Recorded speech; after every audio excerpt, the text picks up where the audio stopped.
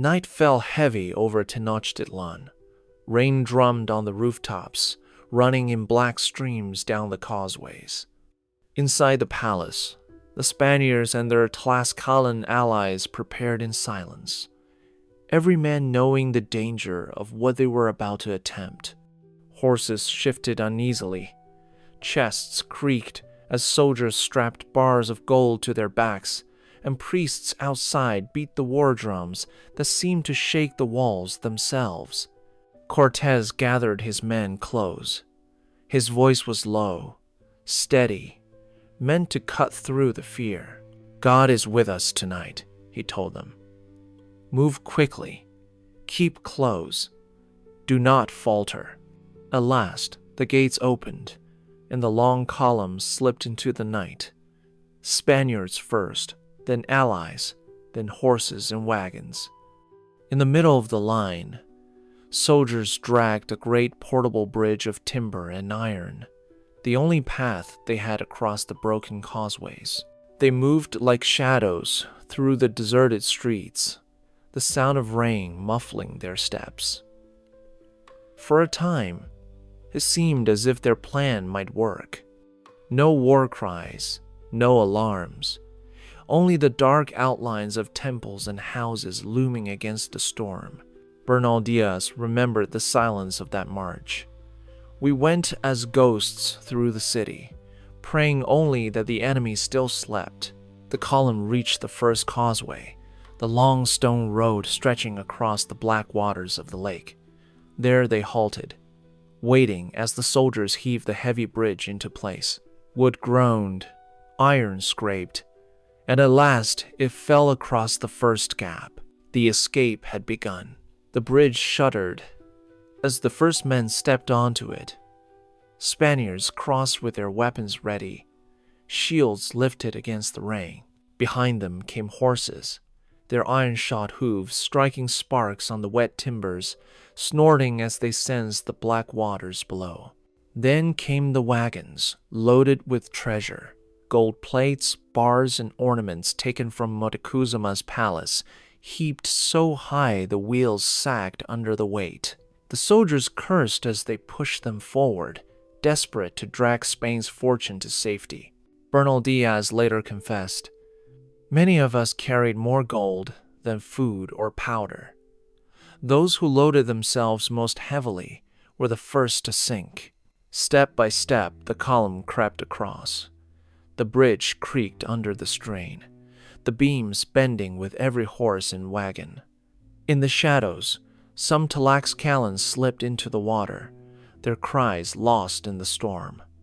Others clung to the stones of the causeway, dragging themselves out as the line pushed forward.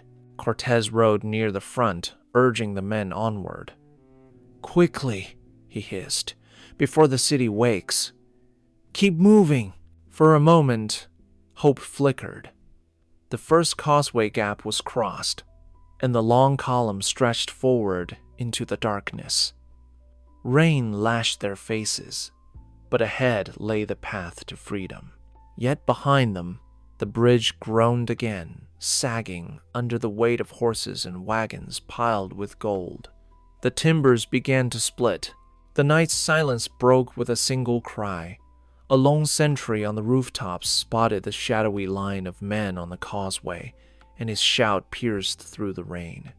In an instant, the stillness of the city was gone. Deep horns bellowed across the lake, and the great war drums of the temples thundered into life.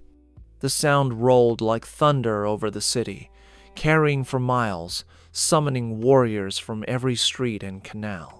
From the black waters came the first wave of canoes, gliding swiftly out of the shadows. Their paddles struck in perfect rhythm, bringing warriors armed with darts, obsidian blades, and spears to the edges of the causeway. Stones and javelins arced through the storm, pelting the Spaniards as war cries echoed through the night. From the rooftops above, arrows whistled down, joined by curses shouted in rage. Bernal Diaz remembered the moment vividly. The drums rolled like thunder, The trumpets shrieked, and the shouts of the enemy rose so loud it seemed the very earth would split. The Spaniards struggled to hold formation, shields raised against the rain of missiles. Musketeers fired into the darkness, the flashes of powder briefly illuminating the chaos. Horses reared in panic, their hoofs crashing against stone as darts and arrows pierced their hides, throwing riders into the lake where they disappeared beneath the black water. Tlaxcalan allies fought desperately, shoulder to shoulder, locked against the storm of warriors pressing from both sides. Cortés shouted above the din, forcing order on the chaos. "Forward! To the causeway! Break through, or we all perish here!" His voice cut through the roar, but every step forward was bought with blood.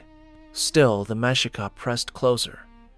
Canoes rammed against the causeway, warriors leaping from them with shields raised, obsidian swords gleaming in the rain, and their numbers only grew. The alarm had reached every corner of Tenochtitlan, and the city itself seemed to rise against the invaders. Step by step, the soldiers forced the bridge forward, a massive weight of wood and iron sliding over the causeway stones. Behind them pressed horses, wagons, and men carrying loads of treasure, the column jammed tight in the rain. The line reached the next break in the road across the lake. Soldiers dragged the bridge through the storm, pulling it with ropes while shouting to one another. Horses slipped on the wet stones, carts jammed the path, and men pushed hard from behind. In the confusion, the bridge was lowered, but the weight of men, horses, and treasure piled upon it was too great. The wood cracked, the bridge broke apart and fell into the dark water below. In a heartbeat, their only way forward was gone. Chaos swept through the column. The men in front cried out, trying to hold the line, but those behind kept pressing forward, forcing the soldiers ahead into the open water. Arrows and spears fell from the rooftops, while canoes crashed against the sides of the road. Warriors swarmed out of the darkness, hurling stones and dragging men from the edge. Pedro de Alvarado said later, "It was as if the earth had opened to swallow us whole." Spaniards tried to jump the break, scrambling over broken stones slick with rain. Others dropped into the lake, their armor pulling them down before they could cry for help. Many who carried bars of gold sank straight to the bottom, the weight of their treasure sealing their fate. Horses reared and tumbled into the water, their screams cutting through the storm before the lake swallowed them whole. Bernal Diaz remembered the sight with horror. Those who carried the most treasure were the first to drown, and the water closed over them without mercy. Inescond de Sitter had something wrong from on. The road became a trap of broken beams and drowning men. Some clung to floating wood, kicking wildly to stay above the water, while others were seized by Mexica warriors leaping from their canoes. Captives were dragged away alive, their cries echoing through the rain. Cortés forced his horse to the front, shouting above the storm, "Push through. Cross however you can. To stand still is death." But the column was shattered. The retreat was no longer a march. It had turned into a struggle for survival. The broken bridge left the column split apart. Some men managed to scramble forward, while others were trapped behind in the crush of wagons, carts, and bodies. The narrow road across the lake became a place of panic. Cortés rode among the men, trying to hold them together. "Forward!" he shouted. "Keep moving! Fight your way through!" His words gave some courage, but many were already lost to the storm. The Mexica attacked without pause. Canoes surrounded the road, warriors leaping onto the stones with obsidian swords in hand. Darts and spears rained down. From the rooftops of nearby houses came showers of arrows. The Spaniards fought back with swords and muskets, but the noise of the rain and drums drowned their cries. Bernal Diaz later wrote, "The water boiled with canoes, and the shouting of the enemy was so great it seemed the whole city was upon us. Men carrying gold stumbled under the weight and fell into the water. Others tried to swim, dragging themselves along the side of the road, but were struck down before they reached the far side. Horses crashed into the lake, pulling riders with them. Tlaxcalan allies, unarmored and pressed together, were slaughtered by the thousands. Cortés tried to rally what men he could. He forced his way to the front and called out, 'Stay close, do not scatter. We live or die together.' Yet the retreat had broken into pieces. Groups fought on their own, some pushing forward, others driven back. The cries of captives filled the air. Warriors dragged men alive into their canoes, striking with clubs and binding them fast. Their voices carried through the night, echoing above the storm. What had begun as an ordered escape had become a flight through blood and darkness. The road behind was littered with broken carts, dead horses, and the bodies of men weighed down by greed. Ahead lay only more fighting, more loss, and the faint hope of reaching the far shore. When dawn broke, the survivors looked back across the lake. Smoke rose from the temples of Tenochtitlan, and the sound of drums rode through the air. The Mexica had gathered their captives. From the distance, the Spaniards and Tlaxcalans could see them dragged up the temple steps. Warriors lined the platforms, shouting in triumph. The drums beat louder and faster, marking the rhythm of the sacrifice. Bernal Diaz wrote, "We saw our brothers taken up the steps, and we heard their cries and the drums that beat with every stroke of the knife. The captives were laid on the stone altars. Priests cut open their chests with obsidian blades and raised the hearts to the gods. Their bodies were thrown down the temple steps, falling into the crowd below. For the Tlaxcalans, the pain was even greater. Thousands had died on the road, and many more were taken alive. The Mexica sacrificed them in great numbers, their blood flowing down the steps of the sacred temple. The cries of the victims carried across the lake, echoing in the ears of those who had escaped. Cortés and his men could do nothing but watch. They were too few, too broken, and too far away. The sight struck them harder than any wound. These were comrades, men who had shared the march, the hunger, and the battles, now killed in honor of gods they could not understand.